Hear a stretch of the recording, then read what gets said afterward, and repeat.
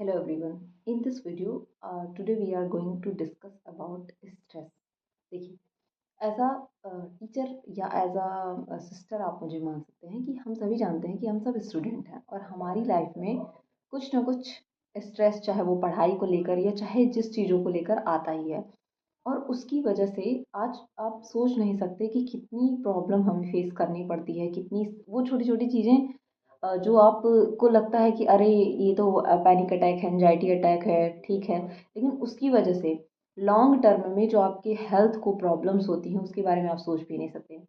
Screen पे मैं आज आपको दिखाऊंगी कि हार्वर्ड जो मेडिकल हेल्थ, अभी मैं यहाँ सामने लैपटॉप खोल के भी बैठी हूँ, इसमें से मैं आपको क्लिप्स दिखाऊंगी उसको हाईलाइट करके कि Harvard health publishing, Harvard medical school है, उसने एक रिसर्च पब्लिश किया है। और आप सबको पता है कि हम सभी क्या पढ़ते हैं, यहाँ पे हम सभी रिलेटेड हैं आपकी बायोलॉजी से। और बायोलॉजी में आप सभी ब्रेन के बारे में पढ़ते हैं, ठीक है। ब्रेन में हम सबको पता है कि ब्रेन में हमारे कई सारे रीजन्स है जो हमारे स्ट्रेस रिस्पॉन्स को क्या करते हैं, टैकल करते हैं, उसके ऊपर क्या करते हैं, रिस्पॉन्स दिखाते हैं। जैसे फर्स्टली हो गया हमारा एमाइगडाला, ठीक है, एमाइगडाला। अभी मैं स्क्रीन पे आपको ब्रेन का पार्ट दिख रहा होगा, उसमें आप एमाइगडाला देख पा रहे होंगे, ठीक है। और फिर आप आगे का कॉर्टेक्स रीजन देख पा रहे होंगे जो यहाँ फोर ब्रेन पे आपके पाया जाता है। फिर आप हिप सॉरी हाइपोथैलेमस देख पा रहे होंगे। तीनों के तीनों क्या हैं, हमारे रेगुलेटरी सेंटर है, ठीक है। अब मैं इसमें आपको पढ़ के बताना चाहूंगी कि इसमें दे रखा है कि जो आपका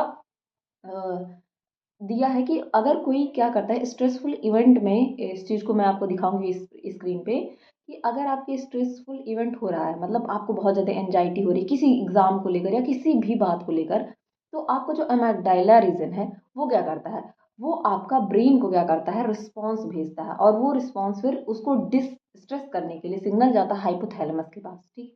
फिर आपका हाइपोथैलेमस क्या करता है, पूरे को कमांड को रेगुलेट करता है और उसकी वजह से फाइट और फ्ली क्या होता है, रिस्पॉन्स आता है। अब देखिए, आपने स्ट्रेस तो आपने ले लिया, ठीक है, स्ट्रेस, लेकिन उसका इम्पैक्ट क्या है, उसकी वजह से आपको क्या दिक्कत होगा। अब स्ट्रेस की वजह से क्या होता है कि हमारी बॉडी में कॉर्टिसोल का लेवल और बाई कई सारी चीज़ें क्या हो जाती हैं, बहुत ज़्यादा इंक्रीज हो जाती हैं, ठीक।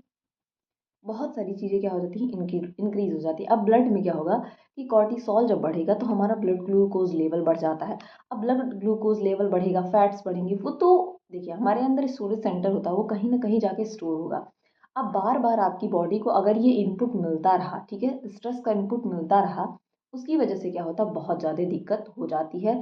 अब देखिए, अब इसको कम करने के लिए मैं आपको बताऊं कि यहाँ पे मैंने थोड़ी सी बायोलॉजी की बातें बताई कि आप हार्मोन से वाकिफ हैं। आप सबको पता है कि फ्लाइट या फाइट हार्मोन या स्ट्रेस हार्मोन हमारे एड्रीनल ग्लैंड में दो रीजन पाया जाता है, मेडुला और कॉर्टेक्स रीजन। मेडुला से हमारे एपिनेफ्रिन, नॉरएपिनेफ्रिन रिलीज होते हैं, और हमारे कॉर्टेक्स वाले रीजन से मिनरलोकॉर्टिकॉइड, ग्लूकोकॉर्टिकॉइड नाम के हार्मोन्स रिलीज होते हैं। और ये सारे क्या कहलाते हैं, इसमें से मेनली जो आपका मेडुला वाला जो होता है एपिनेफ्रिन, नॉरएपिनेफ्रिन क्या कहलाता है, आपका स्ट्रेस हार्मोन कहलाता है, ठीक है। अब मैं बात इस स्ट्रेस हार्मोन को, इसमें जो टेक्निक्स बताई गई हैं कि आप इनको कम कैसे कर सकते हैं। अब देखिए, इसमें लास्ट में मैं वो चीज़ आपको दिखाऊंगी फिजिकल एक्टिविटी के थ्रू। अब देखिए, यहाँ पे एक यूनिवर्सिटी है, मैस्क्यूट मैस्क्यूट यूनिवर्सिटी है, जो वहाँ का जनरल हॉस्पिटल है, उसमें आपको मैं अंडरलाइन करके दिखाऊंगी कि 120 पेशेंट पे क्या किया गया, रिसर्च किया गया। और उनमें देखा गया था कि बहुत ज़्यादा हाइपर टेंशन था, और एज उनकी थे क्या थी, 55 एंड ओल्डर, ठीक है, इस एज के लोगों पे किया गया। और बाद में रिस्पांस देखा गया कि यहाँ पे इन्होंने 8 वीक में क्या किया, 8 वीक में 34 of the people who practised relaxation response, ठीक है, जिन्होंने रिलैक्सेशन रिस्पॉन्स, यानी कि जैसे कि अभी यहाँ पे कुछ चीज़ों का नाम लिया गया है, जैसे मूवमेंट थेरेपीज, जैसे कि आपका हो गया योगा, ठीक है।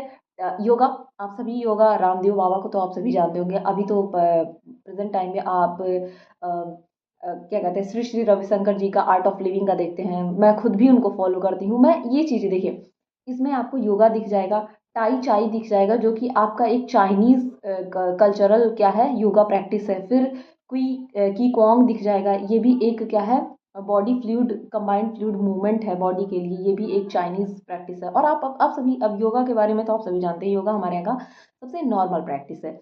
ये सब चीज़ें अगर आप कर रहे हैं तो इससे क्या होता है, इससे आपको फ़ायदा क्या हो रहा है, इसमें देख रहा है कि आप कॉन्फिडेंट होते हैं, आप फ्रेंड से, ठीक है, एक्विटेंसेस से, कोवर्कर से, रिलेटिव से, अपने स्पाउस से, हस्बैंड है या वाइफ है, उनके साथ को रिलेट कर पाते हैं। आपकी लाइफ इन्हेंस होती है, सोशल नेट आपका इन्हेंस होता है, आपकी इंक्रीज होती है, लॉन्गेटिविटी इंक्रीज होती है, ठीक है। तो ये सारे आपका जो स्ट्रेस है वो क्या होता है, कम होता है। ये सारी चीज़ें आपको किससे फ़ायदा हो रहा है, सिर्फ और सिर्फ केवल और केवल क्या करने से, योगा करने से, थोड़ा सा मेडिटेशन करने से, ठीक है।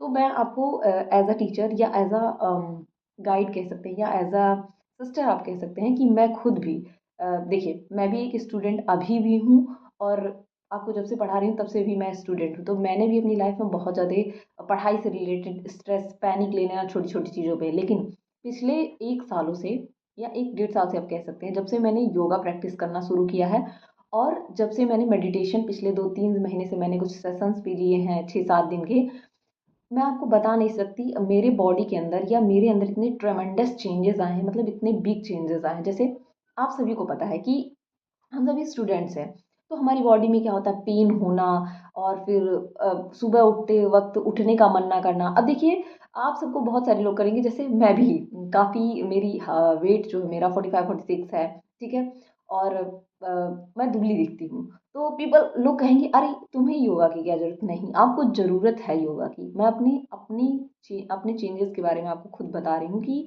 मैंने अपने अंदर, खुद के अंदर इतनी चेंजेस देखे हैं कि मैं कभी इमेजिन भी नहीं कर सकती थी कि मेरे अंदर ये चेंजेस आएंगे। बॉडी में पेन होना बार बार, मतलब हमेशा मन ना लगना, लेजीनेस नहीं, इन सब से आपको इतना ज़्यादा सुकून मिलेगा, आपको डीप स्लीप मिलेगी, और आप इतने सिंपल वे में सोच पाएंगे खुद की चीज़ों को। जैसे आपको कोई काम करना है तो आप ऐसे पैनिक हो जाते थे, आपका कोई चीज़ नहीं हुआ आप पैनिक हो जाते थे, नहीं, आप क्या हो जाएंगे, एकदम रिलैक्स रहेंगे, ठीक है। सबसे ज़्यादा चेंज, आपकी स्लीप बहुत डीप होगी। आप कोई भी निर्णय लेना चाहते हैं, जैसे बोला जाता है कि आप कोई डिसीजन लेना चाहते हैं, उसमें आपको बहुत हेल्प मिलेगा। सबसे पहले तो आपकी बॉडी रिलैक्स होगी, और आपको कुछ नहीं करना, बस 4 से 5 योगा प्रैक्टिसेस करनी है। अपने ब्रेन, आपका ब्रेन सबसे ज़्यादा, आपका ब्रेन इंप्रूव होगा। आपको मैं बताते चलूँ, देखिए मैंने नोट्स बनाया है यहाँ पे, देखिए आपके लिए यहाँ पे नोट्स लिख रखा है, ठीक है। तो अगर मैं बात करूँ कि एमागडेला क्या होता है, ये आपके फियर के लिए, अब स्ट्रेस के लिए, थ्रेट रिस्पॉन्स के लिए इतना ज़्यादा होता है। और अगर आप बार बार ये चीज़ करते हैं तो आपके एमागडेला का जो रिस्पॉन्स होता है वो इंक्रीज होता जाता है, साइज इंक्रीज होता जाती है। और अगर रिसर्च कहती है, हार्वर्ड की ही रिसर्च कहती है, आपको मैं लिंक दे दूंगी, आप बोलेंगे तो पेपर का, कि अगर आप थोड़ी सी मेडिटेशन प्रैक्टिस या योगा प्रैक्टिस करते हैं तो आपको उस आपकी एमेगडेला का साइज क्या हो जाएगा, डिक्रीज होता जाएगा, ठीक है। आपका स्ट्रेस रिस्पॉन्स कम हो जाएगा। फिर आपके ब्रेन का रीजन है हिपोकैम्पस। हिपोकैम्पस में क्या होता है, आपकी मेमोरी के स्टोरेज का रीजन है, ठीक है। तो अगर आप ज़्यादा स्ट्रेस लेते हैं तो वो भी क्या होगा, पहली बात तो हिपोकैम्पस एज के साथ डिक्रीज हो सकता है। आप बहुत सारे डिजीज देखते हैं जो ओल्ड एज पीपल में, जैसे कि डिमेंशिया का होना, और बहुत सारी डिजीज होती हैं। तो अगर आप योगा प्रैक्टिस करते रहेंगे तो वो चीज़ें आपको कभी प्रॉब्लम फेस नहीं करनी पड़ेंगी, ठीक है। मैं ये सारी चीज़ें मैंने खुद नोट्स बनाई है। और आपका जैसे ये प्री फ्रंटल कॉर्टेक्स रीजन है, आपके ब्रेन का फोरहेड रीजन है। इसमें आप क्या करते हैं, जजमेंट वाला चीज़ें, हाई ऑर्डर फंक्शन, जैसे आप बायोलॉजी पढ़ रहे हैं, मैथ्स पढ़ रहे हैं, तो उसमें आपकी हाई ऑर्डर थिंकिंग लगती है। तो अगर आप 10 से 15 मिनट का मेडिटेशन डेली करते हैं तो वो आपकी हेल्थ को इतना अच्छा इंप्रूव करेगा कि मैं आपको बता नहीं सकती। देखिए, एज अ स्टूडेंट आपको पढ़ाई करनी है, आगे लाइफ बहुत ज़्यादा चैलेंजिंग हो जाएगी। उसके लिए आप अगर अपने आप को 10 से 15 मिनट 10 से 15 मिनट मेडिटेशन के लिए, और उसके पहले आप थोड़ा सा वार्म अप योगा जिसको कहते हैं, जिसमें अगर आप बोलेंगे तो मैं जो योगा प्रैक्टिस करती हूँ मैं उसके बारे में आपको बता दूंगी। आपकी लाइफ में इतना ट्रमेंडस चेंज आएगा। मैं कोई भी चीज़, चाहे मैं पढ़ाती हूँ, जो भी चीज़ें मैंने खुद पढ़ रखी हैं, जो मुझे पता नहीं होता उसके बारे में मैं लर्न करती हूँ, फिर आपको बताती हूँ। तो अगर आप बोलेंगी तो मैं उनकी कुछ वीडियोस भी बना दूंगी कि क्या क्या चीज़ें आप प्रैक्टिस कर सकते हैं। कुछ बॉडी मूवमेंट, आप बैठे बैठे, जैसे आपकी फिंगर टिप्स होती है, ठीक है।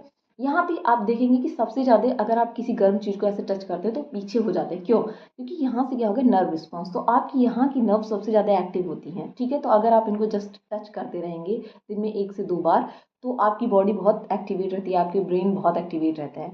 तो इस तरीके से अपनी लाइफ को आप बैलेंस कर सकते हैं, चीज़ों को बैलेंस कर सकते हैं, जस्ट छोटे छोटे स्मॉल प्रैक्टिस से। तो मुझे, मैंने आज खुद ये रिसर्च पेपर में पढ़ रही थी, तो मैंने सोचा कि ये चीज़ आपके साथ शेयर की जाए, क्योंकि ये बहुत ज़रूरी है। मुझे पहले लगता था कि जो काम मैं खुद नहीं करती हूँ मैं उसके बारे में आपको बताऊँ कैसे, लेकिन जब से मैंने खुद योगा प्रैक्टिस करना शुरू किया है, मेडिटेशन प्रैक्टिस करना शुरू किया है, मेरी लाइफ के चेंजेस के बारे में मैं आपको बता नहीं सकती, मुझे कितना अच्छा फील होता है चीज़ों को अच्छे से समझना, कामली करना चीज़ों को। तो मैं चाहती हूँ कि आप सब मुझसे जुड़े हुए हैं तो कुछ तो अच्छी चीज़ें सीख के जाएं। और ये पेपर मैं आपको कहिएगा तो मैं आपको प्रोवाइड कर दूंगी, इतना अच्छा पेपर पब्लिश हुआ है, इतनी अच्छी चीज़ें। देखिए योगा वगैरह के बारे में हम सब बहुत बिगिनिंग से जानते हैं, हमारा कल्चर है, ठीक है। लेकिन हम क्या करते हैं कि हम दवाइयों पे चले जाते हैं। और एक बात जान लीजिए कि किसी भी चीज़ के लिए, स्ट्रेस की अगर आप दवा ले रहे हैं, ठीक है, वो आपको करंटली तुरंत ही आपको रिस्पॉन्स अच्छा देता है, आप अच्छे हो जाते हैं, लेकिन उसका साइड इफेक्ट बहुत ज़्यादा है क्योंकि वो आपकी बॉडी से पूरा ड्रेन आउट नहीं होता है, ठीक है। आपकी बॉडी के पार्ट, उसके बॉडी के कुछ ना कुछ हिस्से में वो बचा रह जाता है, फिर उसका कुछ ना कुछ गलत रिस्पॉन्स आपकी बॉडी में आता है, जैसे आपकी कुछ भी हो सकता है, पेन होना, और फिर या फिर रैसेस आ जाना बॉडी पे, बहुत सारी आप देखेंगे किसी भी चीज़ की आप दवा खाकर देखिए, उसके बाद में आपको रिस्पॉन्स, जैसे आपने कोरोना में देखा था कि लंग्स पे, लिवर पे कितना ज़्यादा उसका साइड इफेक्ट हुआ था, उसी तरीके से दवा का बहुत ज़्यादा साइड इफेक्ट है। और योगा, मेडिटेशन, इन सब का कोई साइड इफेक्ट नहीं है।